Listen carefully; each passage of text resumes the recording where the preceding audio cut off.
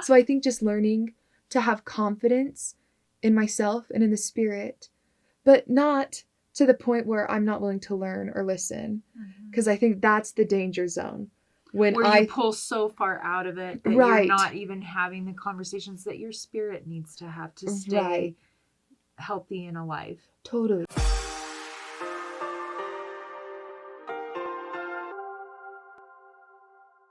Hello and welcome to The Middle. I'm ganel-lyn, your host. I'm so thrilled that you have joined us because my special guest is a dear friend that I love, Alyssa Edwards. Hi, friend. I'm so happy to be here. Oh my gosh. And you're so beautiful. You're such a source of like light and joy in my life.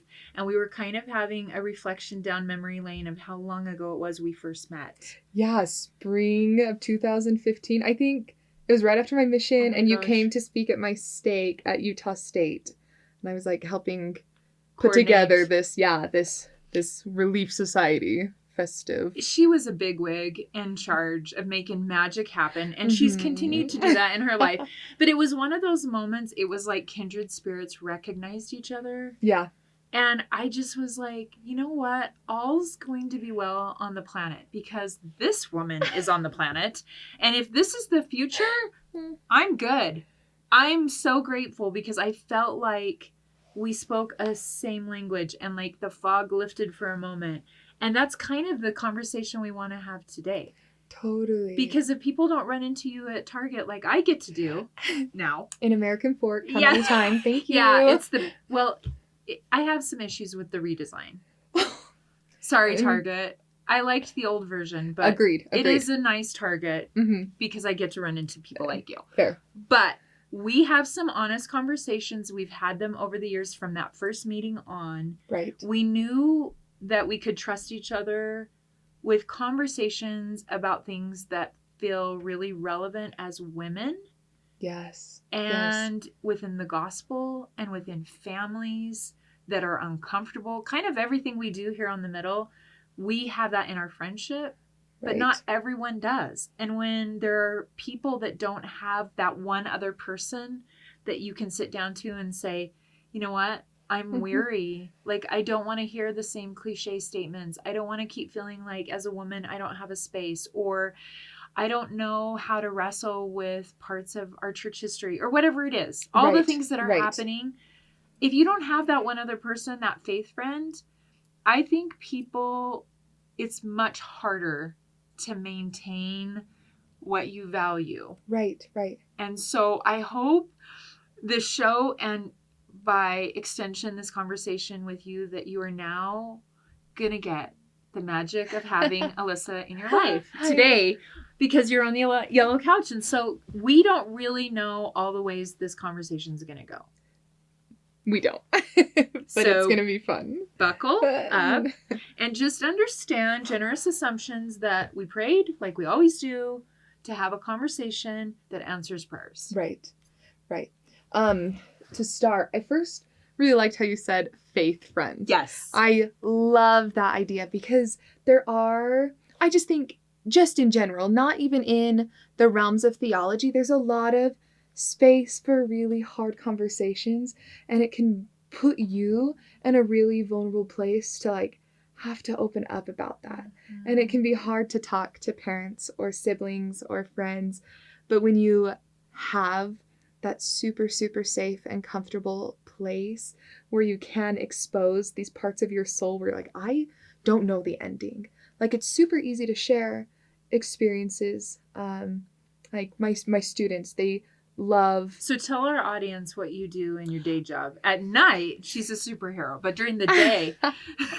During the day, I am a superhero as well. Yes. I teach seminary full time. Yes.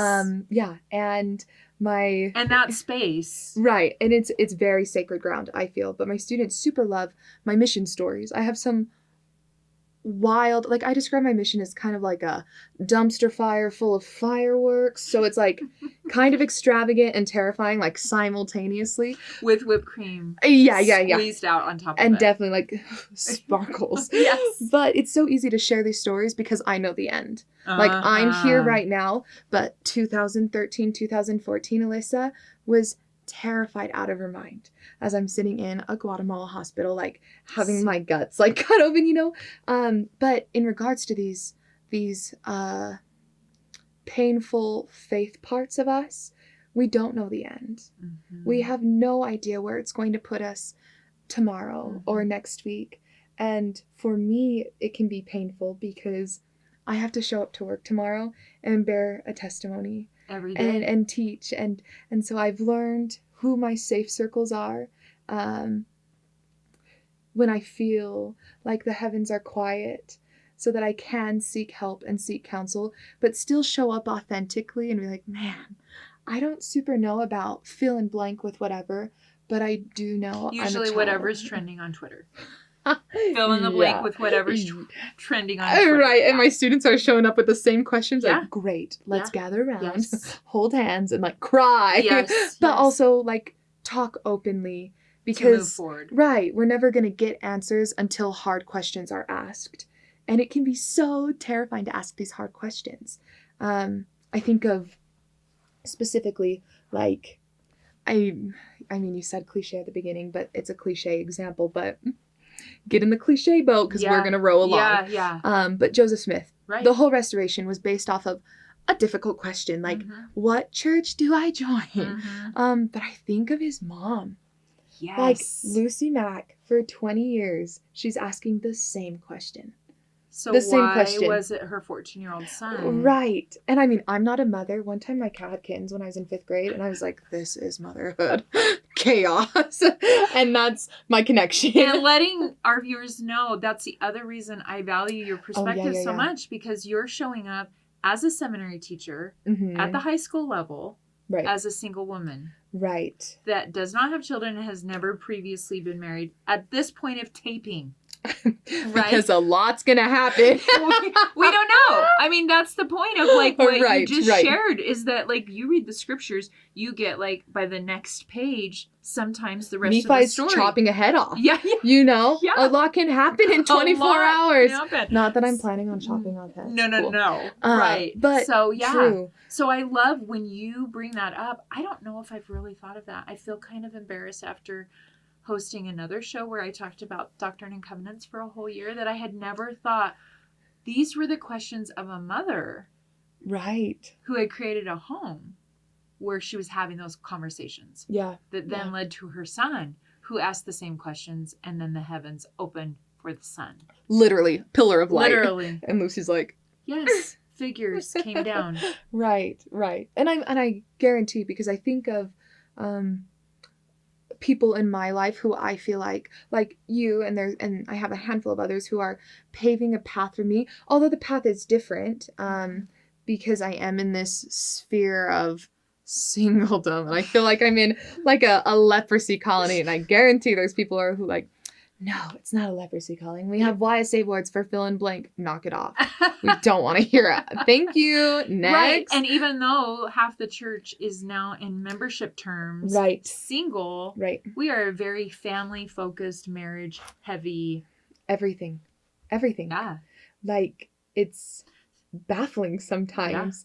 So your stewardships are different than mine, but we do share some Venn diagram overlaps. Totally.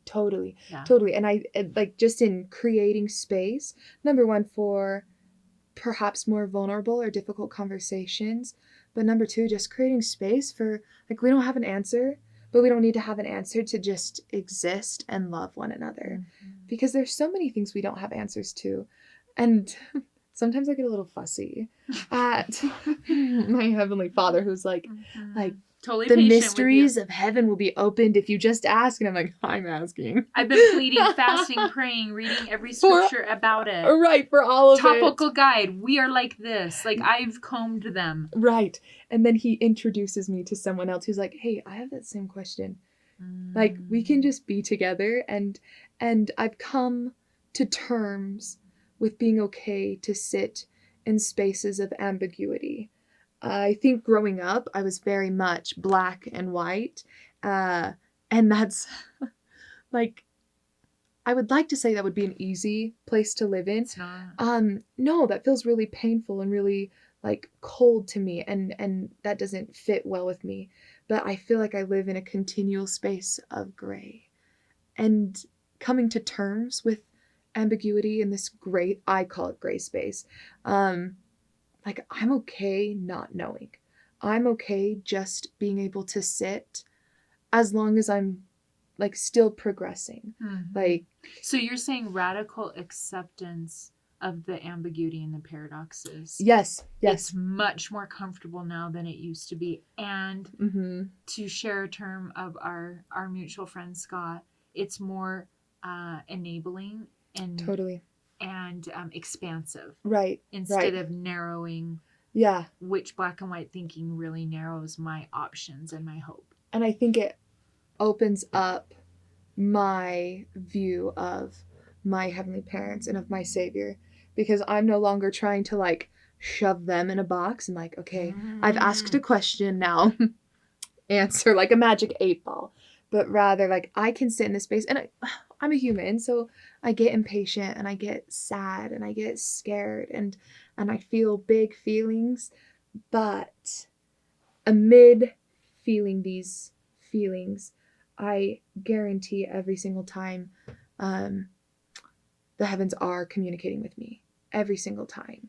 But perhaps it's not on the subject matter that feels like the most painful or at the most forefront of my brain, but rather we're approaching other things that I feel like the pieces are coming together so I can understand the revelation that's going to be revealed. So you're saying I'm triaging it and I'm telling God, this is the highly important issue of my life. Can you please answer something here or send revelation here? And he's like, how about we address this over here? And you're like, wait, but isn't this the most important thing? Can we dive into some specifics?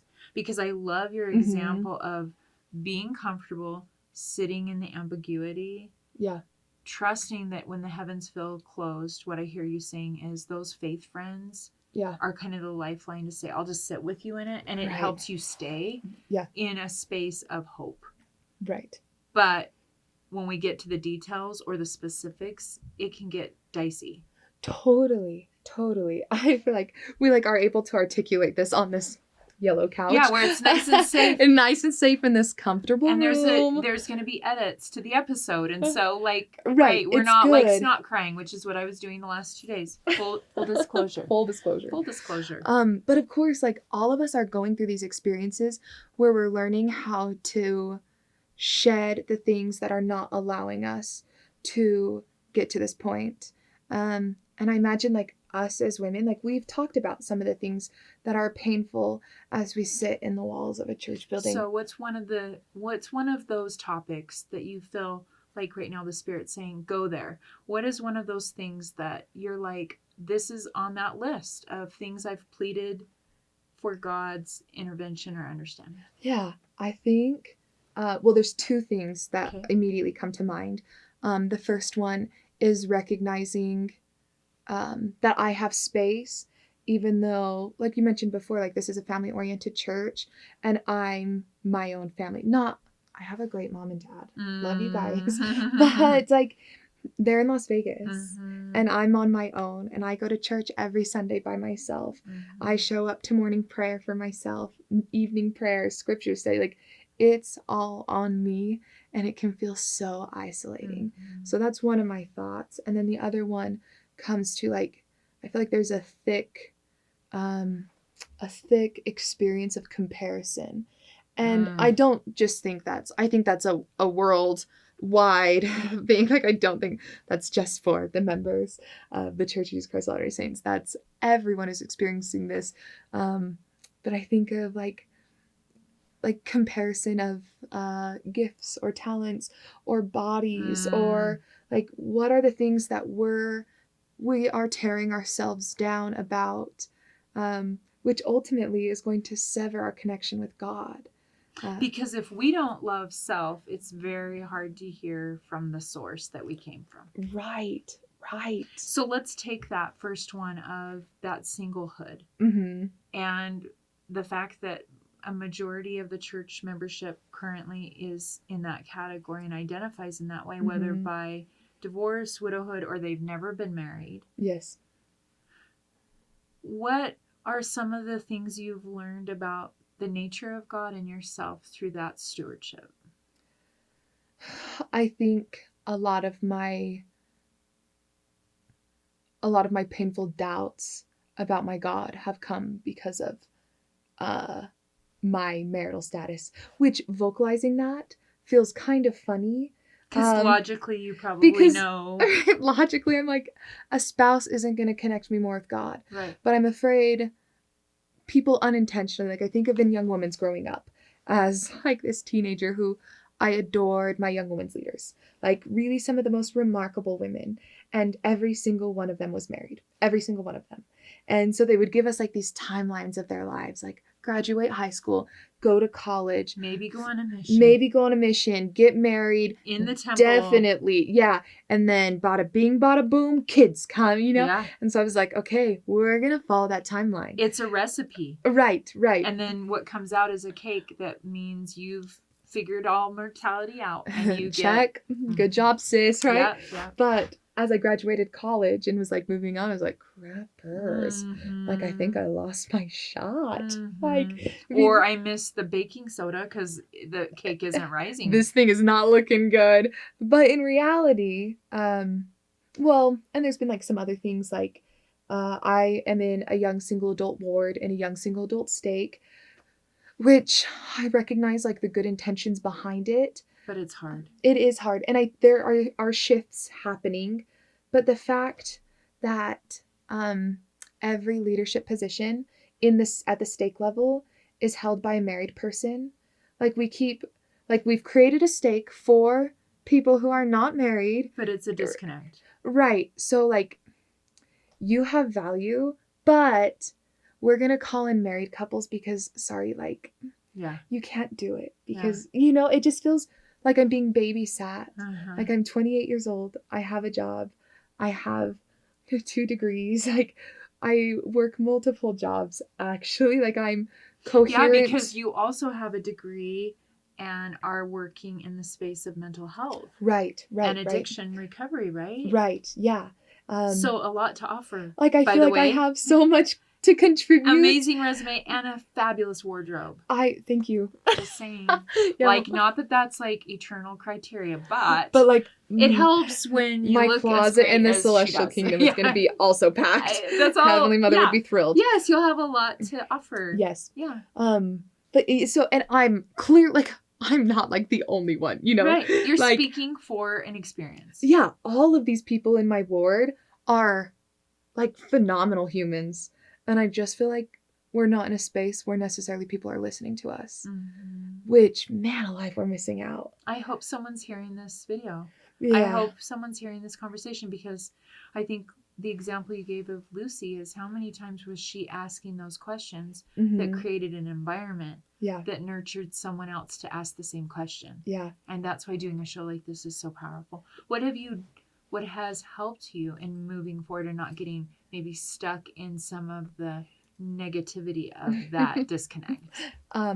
Dancing and singing really loud. So that, and fun fact, you're good at it. Thank you. Because some of us do it and maybe shouldn't be sharing it with the world. No, always share. Okay, always share. I think like opening up, sometimes I'm afraid to open up because I recognize that there are a lot of parts and pieces that are moving that I'm not aware of. And so I've been in an insecure place where I'm not willing to share, but I've come to terms with I'd rather be vocal and willing to listen than just quiet and not willing to talk. And a part of your spirit kind of atrophying. Yeah. Because there are things that are happening that I'm not aware of. Like in my stake right now, we're starting to call YSAs into the High Council, which I think is awesome. And I'm sure it's really scary because we're practicing the traditions of our fathers. And it's always intimidating to let those go. But sometimes our traditions are wrong. Right. And that's okay. Because the certainty of what was already done gives us this sense of, okay, we're mitigating any vulnerability in the future. Right. But we are an ongoing revelatory-based institution. Right. Yeah, so I've learned to just like speak up. So when I get fussy, and I'm sure people are going to be like, she's probably moderately annoying, which could be true. But I'll talk to my bishop. I have a really good relationship with him, and I'm so grateful for him and his counsel and his guidance. But I'll talk to the stake president. And ask the question. Yeah. And perhaps the answers we've come to thus far haven't felt super right, but things are shifting. Mm-hmm. And actually, like, people are usually willing to listen. Mm-hmm. I feel like more times than not, so people want to sit with me. And again, maybe the outcome isn't as fast as I want it to be. Like, if I could go A to Z and skip B through Y, I would. Mm-hmm. But then that's why every time I do like the Christ-like attribute activity, I always have the least, the lowest score in patience. Every time without fail, I'm like, I don't even need to take this. Like, I know where I'm going. Patience. So I think just learning to have confidence in myself and in the Spirit, but not to the point where I'm not willing to learn or listen. Because I think that's the danger zone. Where you pull so far out of it that you're not even having the conversations that your spirit needs to have to stay healthy and alive. Totally. I think it's a really good invitation for our audience to whatever your fill in the blank is. Mm-hmm. Are you having conversations with people that will help you to feel not stuck and heard? Right. And when you're not having that, that's why we're doing these kinds of shows. Mm-hmm. Because, see, someone else is having the same question, right? And it's validating. Right. It just makes you feel like we're on the trail. And God is seeing the full picture of helping while not intervening too much, as a good non-codependent father would. Right?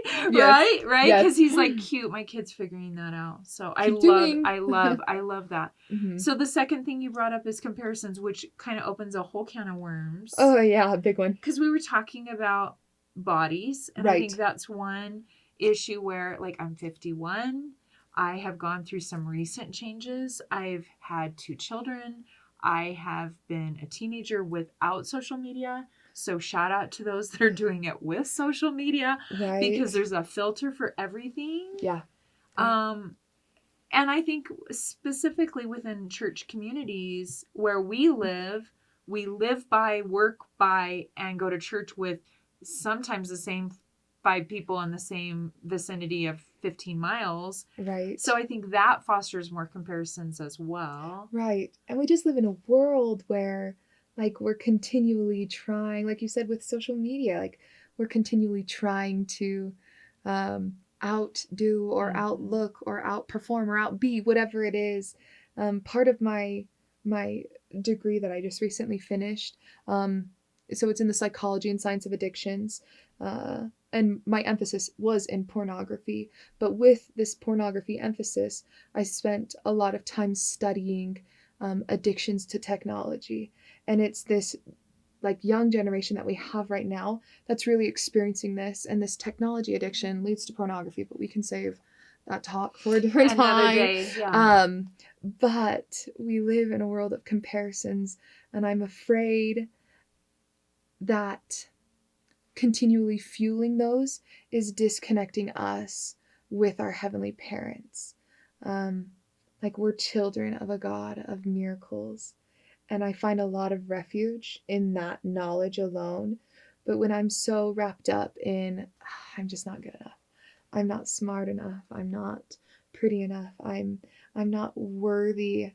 Just this last week, I dealt with some pretty, like, again, full disclosure, like, some really ugly thoughts in regards to a relationship of not being worthy of love, to be in a relationship, and those thoughts, like, just these nasty monsters inside of my soul. And I was like, whoa.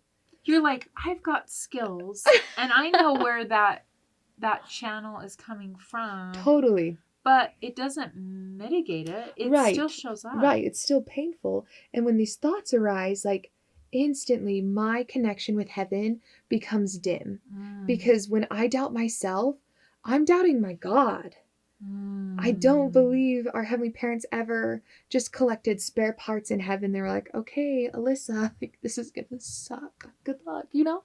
Like, I think of my earthly parents, and they would do anything and everything to make sure I could live a beautiful and a full and a successful life. I remember one night, because of my mission, I have some weird, like, health stuff. Like, which I'm sure a lot of people do. Yeah. And it can be... And we don't talk about it. But No, and it can be really hard. painful Mhm. because it is just this unknowing space. But I was having just this awful allergic reaction. And I was in Las Vegas at the time visiting my parents. And I was getting ready for like a test with one of my doctors. And so I couldn't take medicine for a few days. And so my allergic reaction was pretty severe. And it was late at night, 11:30, midnight. And it just was painful and it was like consuming. And so I went into my parents' room at the age of 24 years old and crawled next to my mom's bed and like woke her up. And she came out to the family room and she woke up my dad. And my dad was like he wakes up a little scared every day. It's kind of cute, kind of scary. Like, oh, I mean, I wake up scared some days too. Like, I don't want to do it Tuesday, yeah. But nonetheless, we do it. So my dad came out and my mom was getting me some medicine and water. And my dad just like wrapped his arms around me and he was like, if I could take this away, I would. And my dad is not a perfect man. He's a pretty remarkable guy, but he's not perfect. And if my earthly father could feel this, I can't imagine the magnitude of my heavenly Father. And with that being said, when we have these moments where we get consumed more in the natural man versus our celestial nature, our divine nature, like, of course it's going to disconnect us with God. Of course the adversary is going to do whatever he can to climb inside our souls and be like, hey, actually you're garbage, right? Like, because if we can get disconnect with heaven, like, total advantage.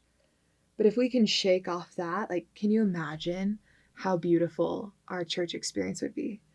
And what a beautiful sermon, can I just say, of, the adversary, I've said it before, is jealous of our family's faith in our bodies because he doesn't have our families. Mm-hmm. He doesn't have faith and he doesn't have a body. And so he's not creative, but he attacks the same things. Right. And even though I know that logically, like, I need a faith friend to testify. Right. And say, I was just there and I was just in that space. And then I identified it. And then with the sword of truth, slashed it. Right. Right. And that reconnection of what is true. Right.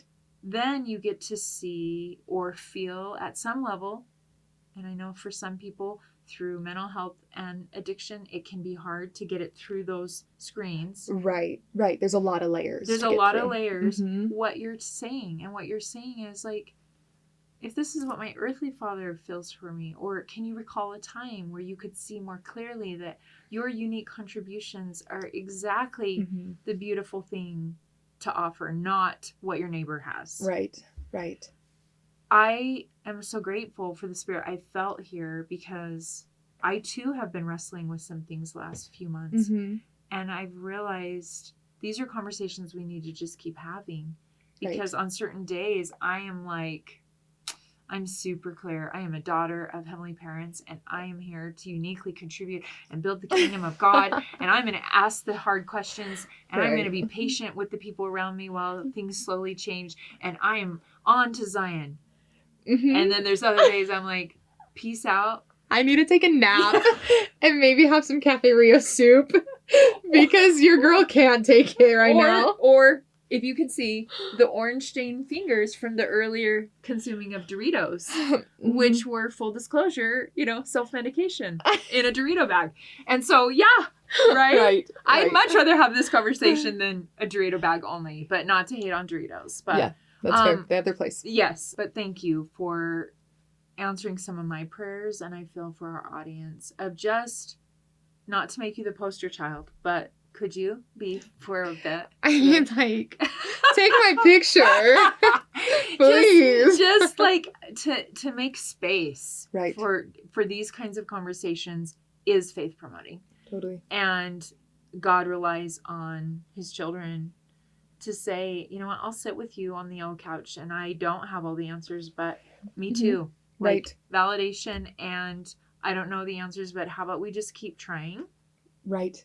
And let's keep praying. Keep moving forward. And keep asking the questions, Lucy Mack Smith, because one day you're going to have a son. I'm blown away by that paradigm shift. So thank you for that. So I ask my guests this question. Mm-hmm. And I'm always excited because honestly, to our viewers, I don't know what they're going to say. So they know I'm going to ask the question, but I don't know. So we've gotten every answer, and some of them feel pretty traditional, and some, you know, it's still a great reminder. So it doesn't have to be some crazy new Etsy store. I'm always like, why do we all have to get a new Etsy store? Right?